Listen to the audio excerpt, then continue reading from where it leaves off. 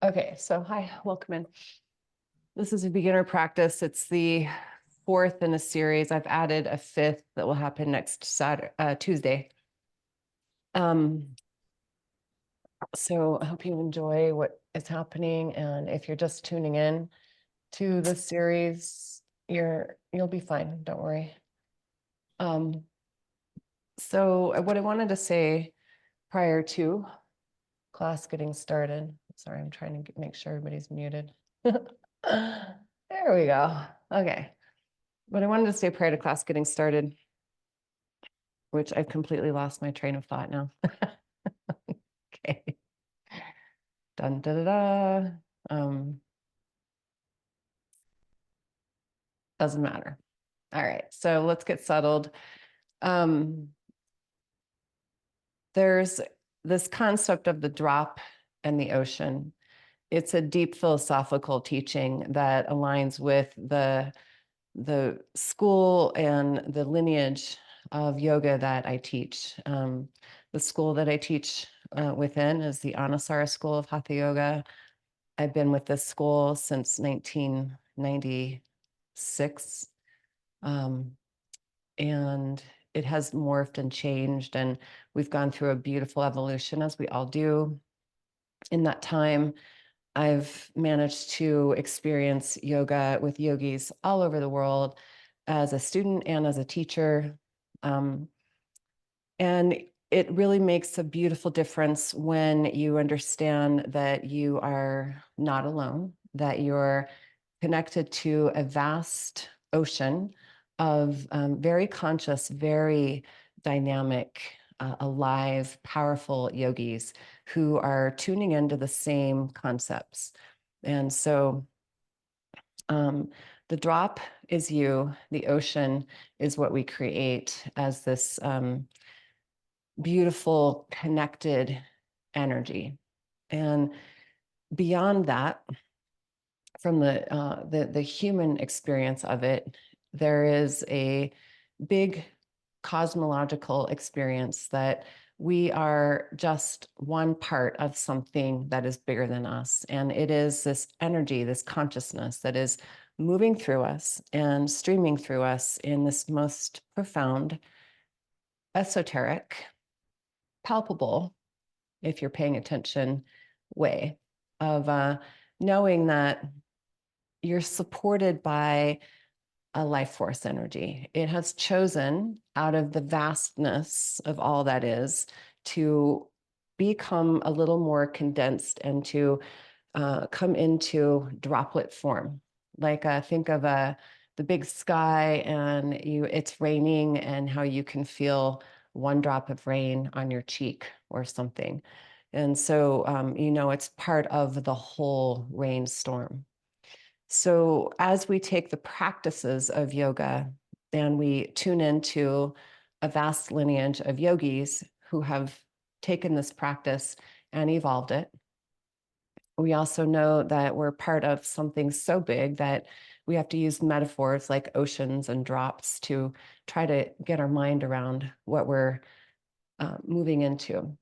So we've gone through very sequentially steps of how to line yourself up on your yoga mat so that you can start to understand how to move safely and create awareness. And you can start to create through that awareness of how you place yourself. So we started with foundation, all the parts of your body that touch the ground, how you set those up. And we kept going back to that over and over and over again, every pose. From there, we learned how to engage the muscles into the bones and to make ourselves a little stronger.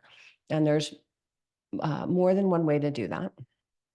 We've also learned a little bit about moving the thighs back and creating deeper alignment up in the hip socket and how that affects the lower back.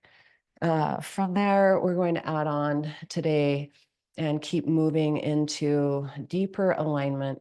And hopefully what's going to happen is in time, a beginner yogi starts to take all of these pieces that seems so separate, like a drop. And we begin to be able to see the ocean and start to flow within that ocean and really feel the profoundness of the practice that keeps long-term yogis coming back over and over and over again.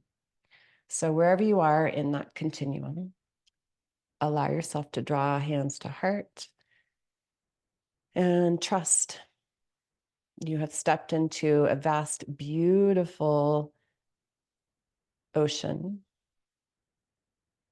Your unique drop, the way you do things, the way you live life is so important. There is no one like you. And even though we all have 2 hands, 2 feet, 2 legs, 2 eyes, 2 ears,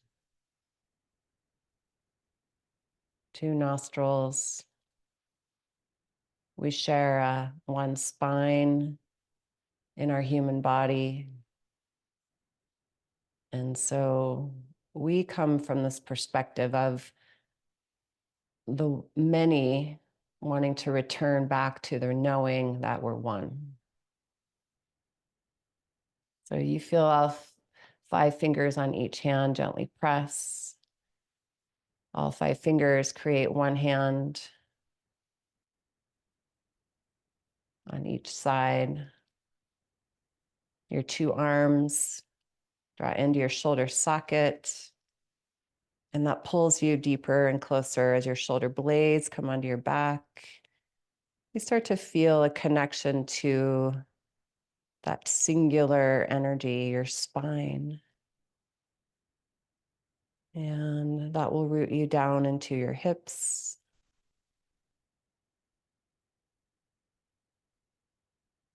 And then in the hips, you've got 2 hip bones on each side that connect to the 2 leg bones. And all the way down to 2 feet and 5 toes on each foot.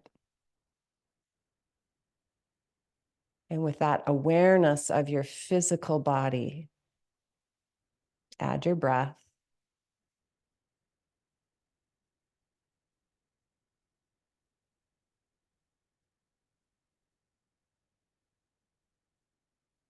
And start to sense yourself within the time and space of where you are, the air, the energy, the room around you. You are part of your greater context, your room, your house, your neighborhood, your town.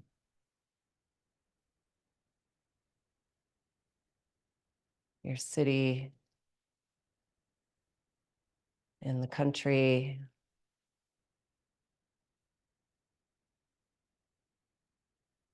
and the planet as a whole.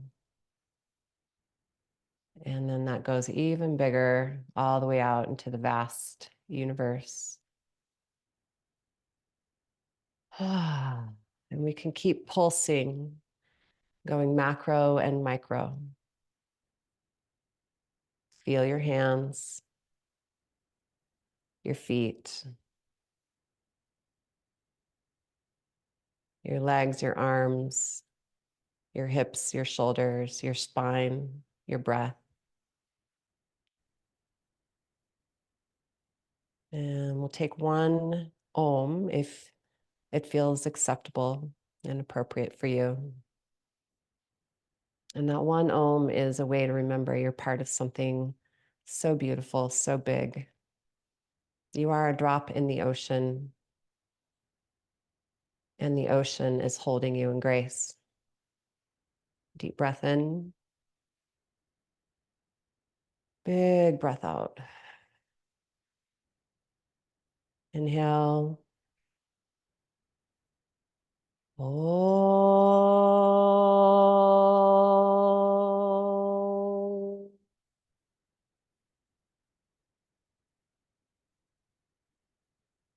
Slowly release your hands and open your eyes. And that was a long time to sit for a beginner class. So We'll just come right into movement. So however you want to get there, line yourself up to hands and knees. If you were using blankets and blocks to sit, which I always highly recommend, put them to the side and make sure your blocks are very handy.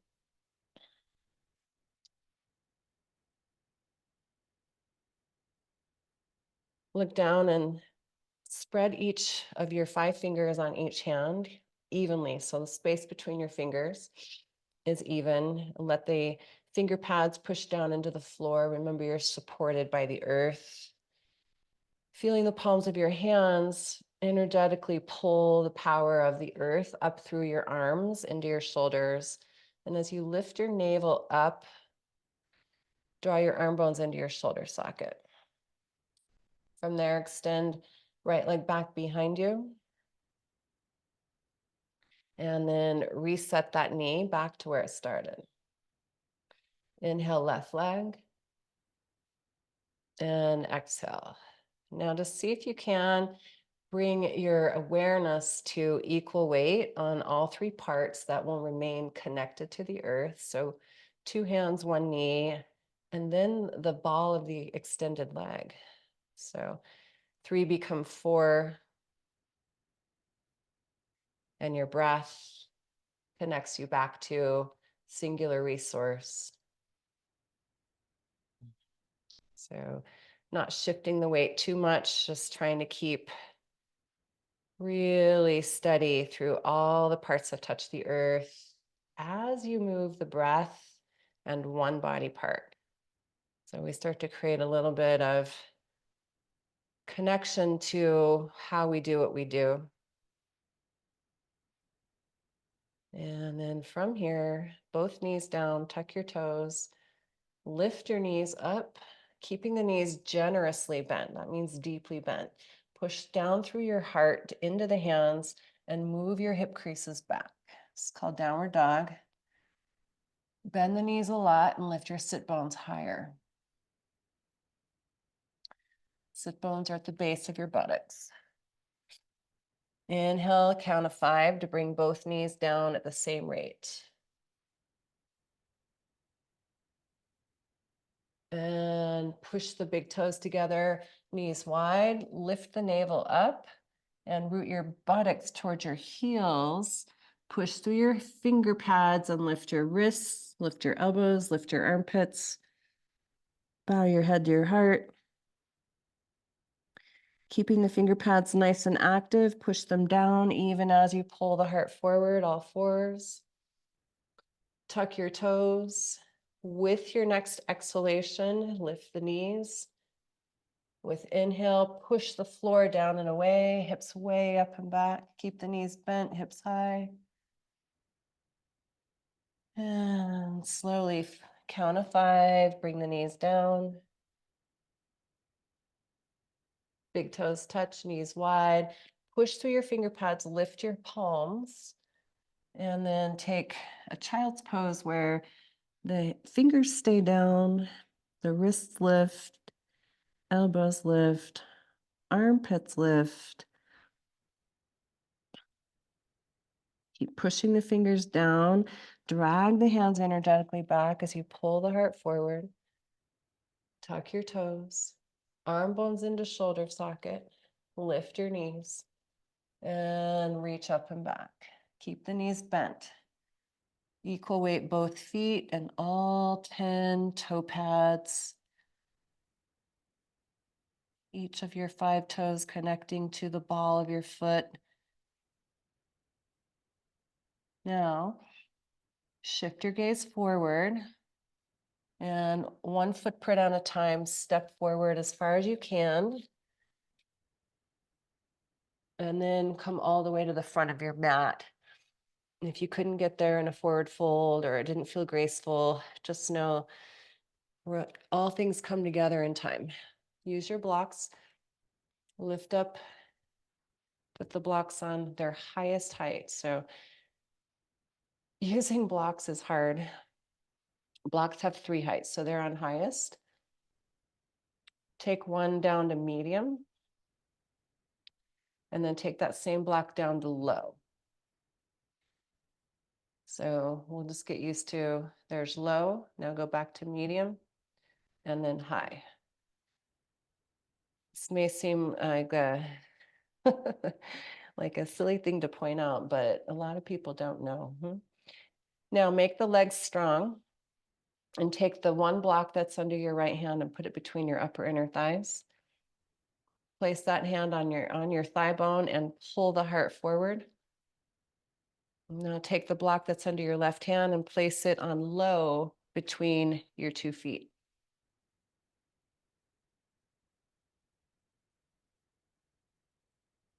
Bending your knees, squeeze the feet into your block. With your hands on your upper thighs, move the block back and the heart way forward. Now lift your belly button and support your lower back. Inhale, root the tailbone.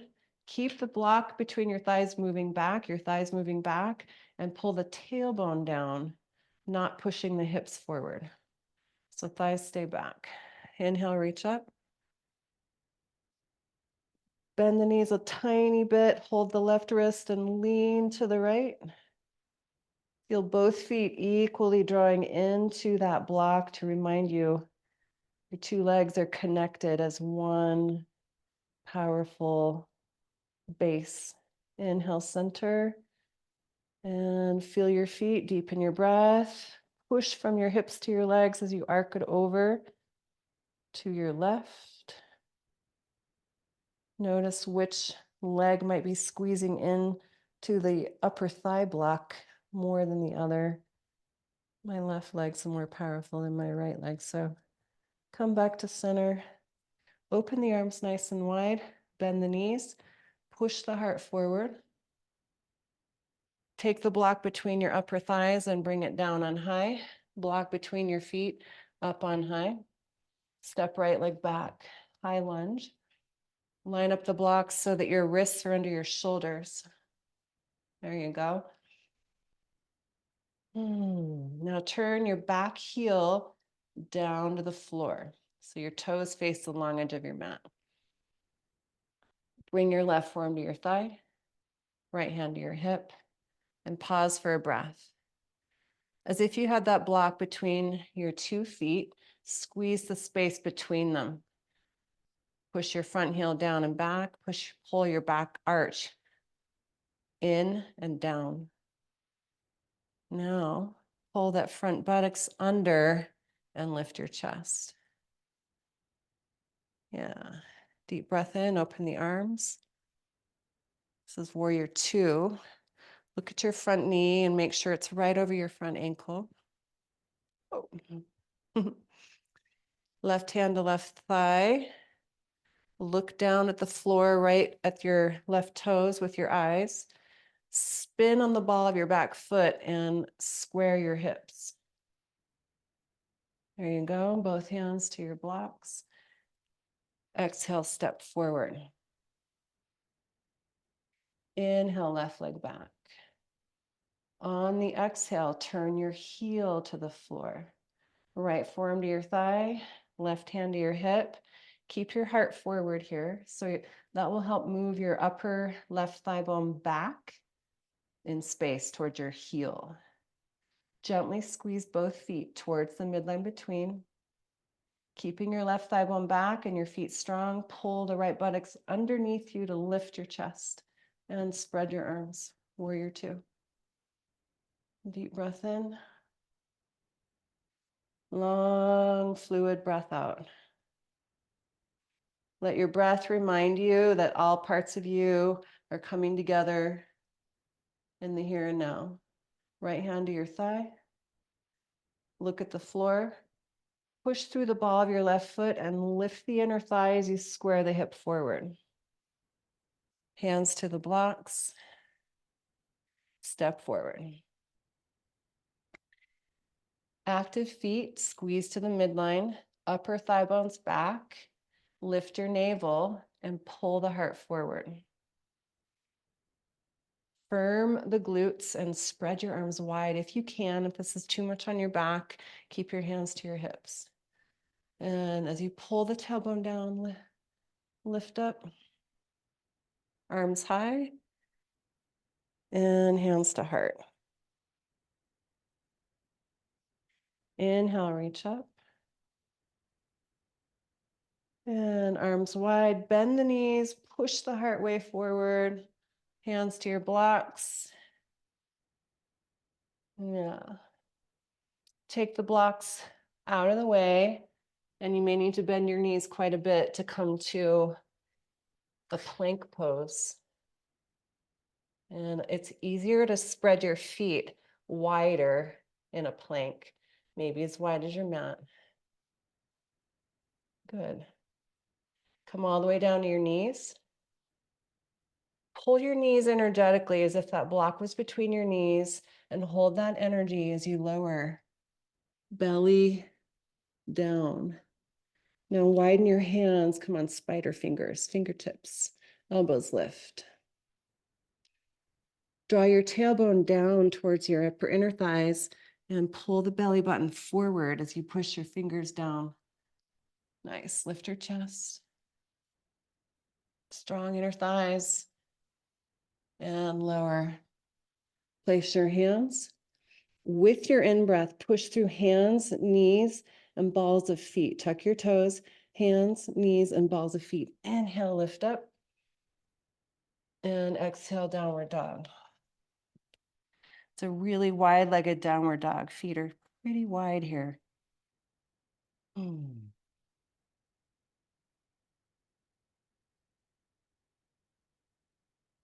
high on the balls of your feet.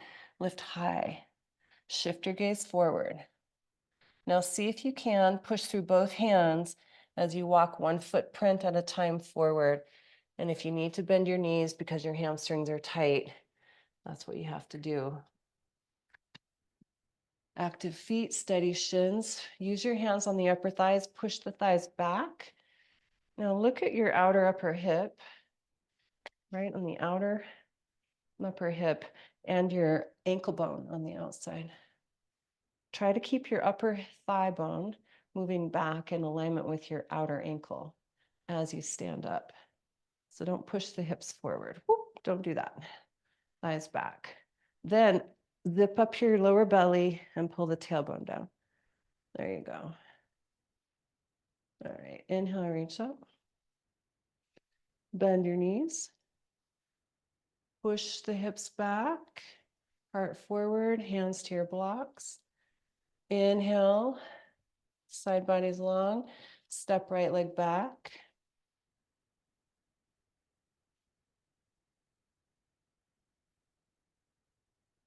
Now, turn your heel. Place your left forearm to your thigh, right hand to your hip. Bend your back knee a tiny bit. That upper thigh bone needs to line up with your ankle bone. So that's way far back. Bow the heart so far forward that you can get the upper right thigh to line up with your lower ankle. Lift your navel. Try to keep that upper thigh bone back and lift your chest as you roll the left buttocks under. So what wants to happen when you lift up is you want to push that hip forward. Keep it moving back. Pull the belly in, and your front buttocks learns how to wrap under like you're pulling a sheet under the corner of the bed. Warrior two. From here, pull your front leg to straight. Keeping the upper back thigh lined up with your ankle. Come halfway to triangle. So reach way forward. Good. And lift up. Bend your front knee. Deep breath in. Square your hips to the front of your mat. Place both hands. Downward facing dog.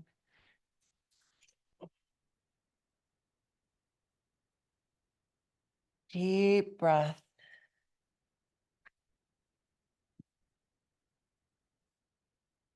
From dog, lengthen to plank. Knees down. Knees, chest, chin to the floor. And then belly. Lengthen and lift one foot at a time. Come on to fingertips. Active feet, strong legs. Let your tailbone reach down between your inner thighs as you lift your heart. And lower down. Place your hands, tuck your toes, and then all things come together with breath in, we lift up. With breath out, downward dog. Come high on the tippy toes, inhale. One footprint at a time, walk yourself as far forward as you can, even if your hands have to move with you. Come all the way to the very front of your mat. And the reason I say that is I know a lot of people who are newer to yoga, they often run out of room because their hamstrings are tight and they wind up halfway in the middle of their mat. So you want to come all the way. Home base is right up towards your feet at the top third. We have just enough room for your 2 blocks. That way, when we pull the heart long and step your left foot back, you've got your whole sticky mat. Turn your left heel, bring your right forearm to your thigh, pull your feet to the midline, and now use your eyes, look back as you bow forward and line up your back upper leg with your lower outer ankle. Maintain that, keep the thigh bone back, and zip up the belly, roll the front buttocks down, and lift yourself up, warrior 2. So why does all this alignment matter? A lot of schools of yoga don't focus on it so much. They want to get in and move fast and slow. We'll get there. Alignment matters because your body parts are all connected. One thigh bone might seem like one piece, but it's connected to the whole ocean of you. Inhale, unwind. And if you can line up your upper thigh bone and keep it moving towards the back plane of the body where your hamstring lives, your lower back will be happier. When your lower back is happier, you're happier. Downward dog.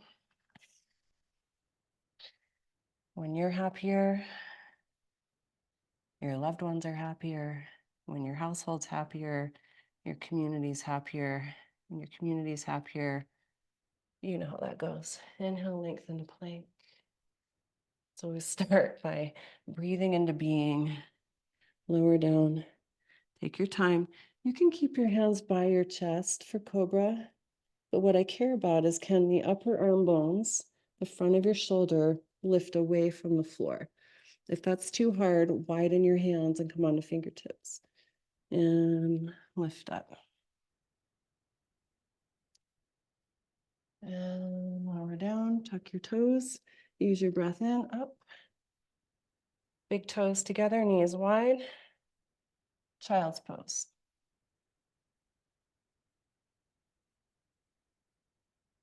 Now let your elbows relax and let your 2 hands make fists so that they support your forehead. One fist stacked on the other. Listen to your breath.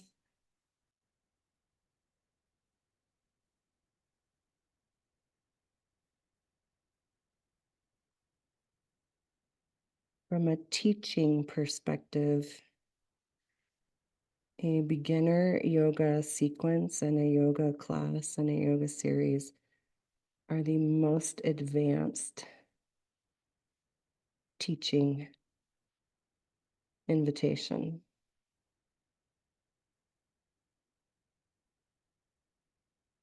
Be able to break things down and understand what it's like to not have the awareness and the proprioception, the strength, the flexibility. And to be able to compassionately and skillfully lead that. Yeah. So wherever you are, if you're brand new to the practice, if you're a teacher of 20 years, We come to this place where we all meet in this ocean of grace.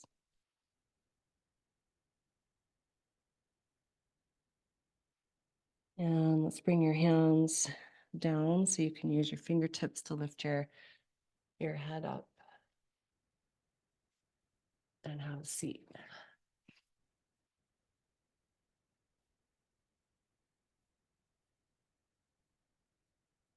And we'll just sit well.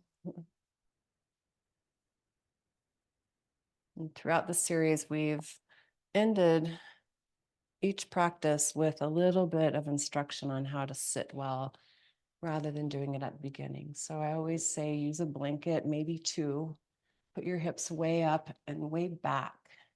So I'll never instruct sitting on the edge of your blanket. I'm not a fan of that. I want you to feel super supported, and you can even take your two blocks under your outer upper thighs. And you want to get to that place where your lower back feels like it can easily lift. And this posture might eventually come to a place where you like it. That took me about 8 years as a yogi. I couldn't sit. I hated the seated poses.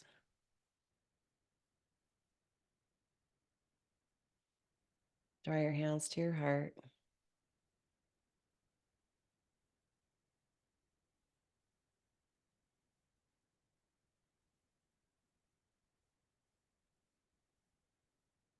So we bring all the aspects of self and we keep building. So one small step builds and creates an infinitely beautiful masterpiece. And so we invite ourselves in for the long game.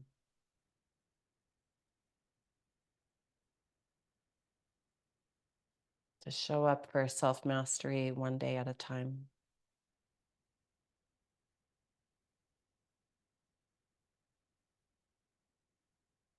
Please deepen your breath.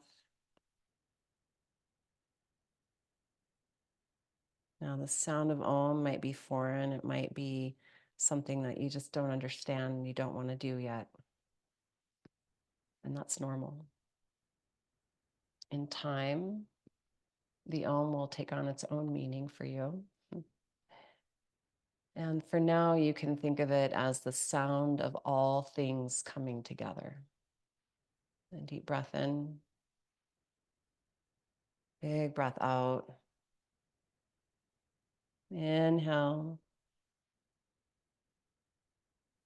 Om.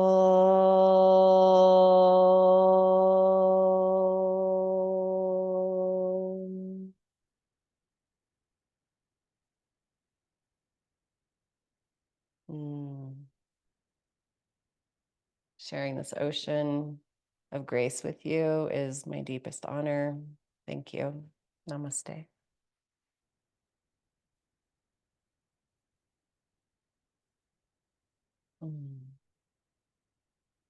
Enjoy the rest of your day or night.